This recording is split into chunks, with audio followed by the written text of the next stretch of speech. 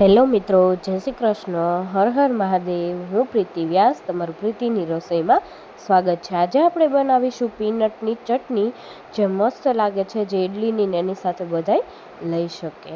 અહીંયા તમે જોઈ શકો છો કે મેં કેટલી એક વાટકો મેં માંડવી લીધેલી છે, એને હું સરસ રીતે આવી રીતે શેકી લઈશ, થોડીક બ્રાઉન થાય ત્યાં સુધી, અને પછી આપણે એને કાઢી લેવાની છે। અહીં તમે જોઈ શકો છો કેટલી સરસ બ્રાઉન થઈ ગઈ છે।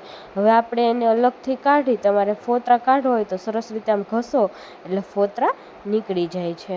એવી રીતે મેં અહીંયા લઈ લીધી છે, અને મેં 3 થી 4 ટેબલ સ્પૂન મેં અહીંયા તેલ લીધેલું છે।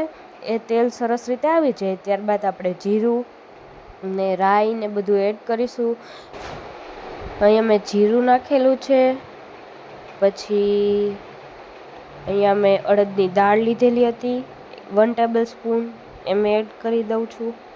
પછી મીઠો લીમડો, હિંગ અહીંયા 1/2 ટેબલ સ્પૂન સરસ રીતે આવી જાય ત્યારબાદ આપણે 3 થી 4 આપણે સૂકલ મરચાં લેવાના છે। અહીંયા મેં ડુંગળી 2 ચોપ કરેલી છે ફાઇનલી, અને મેં 3-4 લસણની કળી હતી એ પણ લીધેલી છે। એને સરસ રીતે આપણે સતડાવા દેવાનું છે, એકદમ મસ્ત બ્રાઉનિશ થઈ જવા દેવાનું છે, ત્યાં સુધી આપણે એને થવા દેવાનું છે।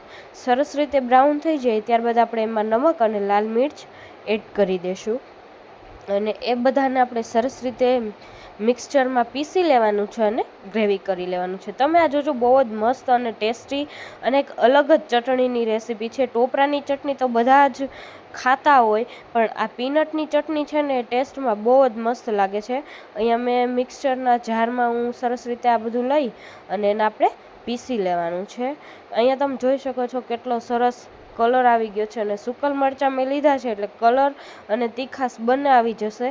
અને અહીંયા આપણે સિંગ લઈ લીધી છે, એમાં હું નમક એડ કરી દઉં છું, અને એને આપણે પીસી લેવાનું છે। પાણી જોઈતા પૂરતું એડ કરતું જવાનું છે અને પીસી લેવાનું છે। અહીંયા મેં 1 ગ્લાસ લીધેલો છે, અને તમે જોઈ શકો છો કેટલી સરસ ઘાટી આપણી ચટણી તૈયાર થઈ ગઈ છે।